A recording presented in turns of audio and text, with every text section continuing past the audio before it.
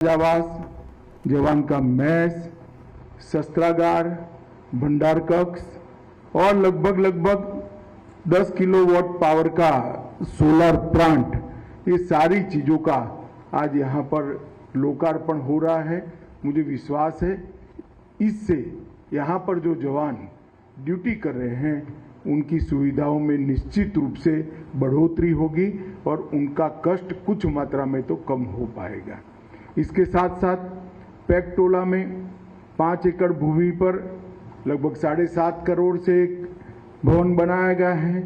बेरिया में 4.5 करोड़ के लागत से भवन बना है और अररिया के बतनाहा में लगभग 3.5 करोड़ की लागत से भवन बना है और राजनीगंज में भी 3.25 करोड़ लागत से ये भवन बना है।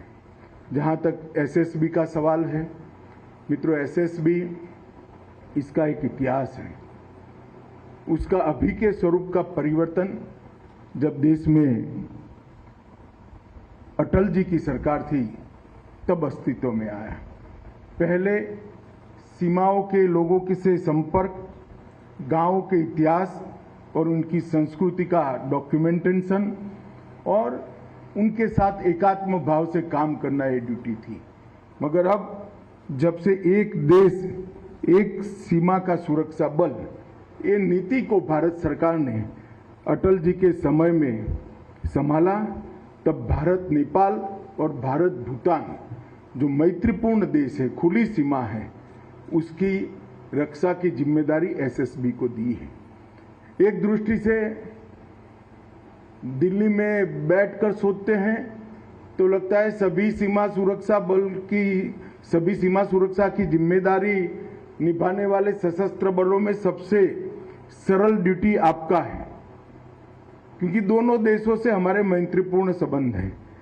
मगर जब बॉर्डर पर 0 पॉइंट पर आकर देखते हैं या आपके डीजीपी साहब जब मिलने आते हैं तब मालूम पड़ता है कि सबसे कठिन ड्यूटी आपका है, क्योंकि यहाँ तार नहीं लगा है, यहाँ बाढ़ नहीं लगी है, ये खुली सीमा है। जब सीमा खुली होती है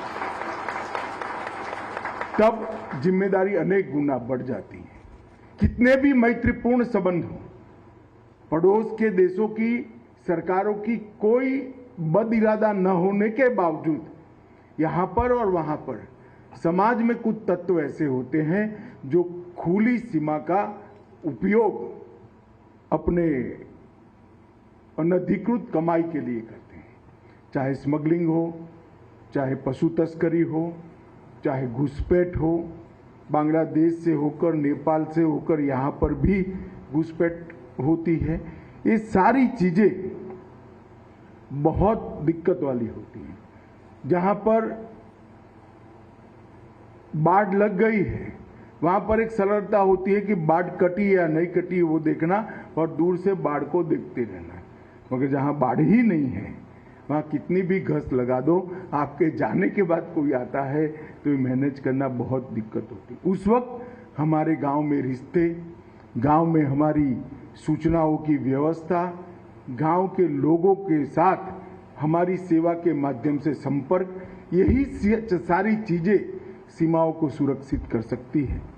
इसलिए सेवा, सुरक्षा और बंधुत्व, ये जो नारा है वो नारा सोच समझकर खुली सीमा वाला सुरक्षा बल मतलब एसएसबी को दिया गया है, जिससे आपको और ज्यादा सजग रहकर करना चाहते हैं। मैं जब आज बिहार में आया हूं तब बिहार और झारखंड, अब तो खैर वामपंथी उग्रवाद वहां समाप्ति के आरे पर है, मगर जब चरम सीमा पर था तब एसएसबी के जवानों ने वामपंथी उग्रवाद के खिलाफ लड़ने के लिए भी बहुत बड़ा योगदान दिया है। इसको देश कभी भूल नहीं पाएगा।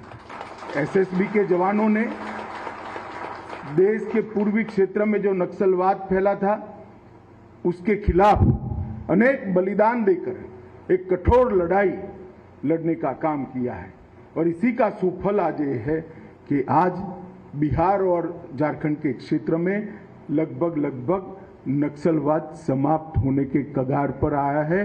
कह भी सकते हैं कि समाप्त हो चुका है। पूरा पहाड़ हो, जंगल हो, दोनों जंगलों में आज हमारी सीआरपीएफ की एक प्रकार से वर्चस्व स्थापित होने का काम समाप्त कर दिया गया है और इसमें एसएसबी के योगदान को पूरा देश हमेशा ध्यान में रखेगा। मित्रों, जब खुली सीमा होती है, जहां तारबंदी नहीं होती है, वहां पर टेक्नोलॉजी का उपयोग बहुत महत्वपूर्ण हो जाता है। चाहे सीसीटीवी हो, चाहे ड्रोन हो, अनेक प्रकार की टेक्निक को अपनाकर सीमाओं की सुरक्षा को सुनिश्चित करना चाहिए। सुजोय लाल के नेतृत्व में जो अधिकारी हैं, वो सभी को मैं कहना चाहूँगा कि बीएसएफ और बाकी सशस्त्र बलों की गुड प्रैक्टिसेस का एक्सचेंज कर एसएसबी ने भी टेक्नोलॉजी को अपनाना चाहिए। जब सीमाएं खुली होती है, तब टेक्नोलॉजी सीमा को सुरक्षित करने का एक बहुत बड़ा माध्यम बन सकती है। तो एसएसबी ने इस दिशा में आगे बढ़ना चाहिए। मैं एसएसबी के जवानों को एक और बात के लिए भी बहुत बहुत बधाई देना चाहता हूं, क्योंकि जब 2019 में गृह मंत्रालय ने वृक्षारोपण का निर्णय किया, तब अपने लक्ष्य को सबसे पहले समाप्त करने वाले सशस्त्र बलों में हमारा एसएसबी सबसे आगे रहा। अभी मोदी जी के नेतृत्व में आजादी का अमृत महोत्सव मनाया, हर घर तिरंगा अभियान लिया, खास कर सीमांत क्षेत्र के गांवों में राष्ट्रभक्ति की भावना को और प्रदीप्त करने का हमने लक्ष्य रखा था। 10 लाख तिरंगे एसएसबी के जवानों ने घर घर जाकर वितरित भी किए और उसको फहराने का सुनिश्चित। इससे निश्चित रूप से आपका ही काम सरल हो। जिसके घर पर आप तिरंगा लेकर आए हो, जिसने फहराया है, इसके साथ एसएसबी का एक अटूट रिश्ता बनता है और सूचनाओं के आदान प्रदान में वो रिश्ता हमेशा के लिए आप काम आएगा।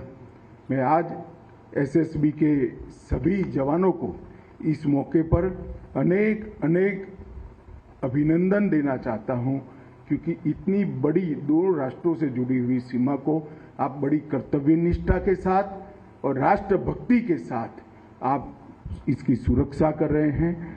और आपका इलाका जो एसएसबी का है, वो सिलीगुड़ी कॉरिडोर के नजीक है। ये हमारे देश के लिए बहुत संवेदनशील क्षेत्र है। पश्चिम बंगाल, सिक्किम, आसाम, ईश्वर, नेपाल, भूटान और बांग्लादेश, ये पूरी सीमा बहुत संवेदनशील सीमा है, जहां सिलीगुड़ी जैसे संवेदनशील गलियारे के साथ ही आपका ड्यूटी लगा है, तो आपको ज्यादा सजग होकर काम करना पड़ेगा, जिसके लिए आप तैयार हो। मित्रों, मोदी जी की सरकार बनने के बाद सीमा के इंफ्रास्ट्रक्चर के बढ़ावे में हमने कोई कसर नहीं छोड़ी। 2008 से 14 के वर्ष में लगभग 23,700 करोड़ रुपया, प्रति वर्ष लगभग 4,000 करोड़ रुपया खर्च किए गए और नरेंद्र मोदी सरकार बनने के बाद 23,700 करोड़ से बढ़ाकर 44,600 करोड़ रुपया तक खर्च बढ़ा है। तो जो खर्च पहले 4,000 करोड़ होता था, वो अब 6,000 करोड़ होता है।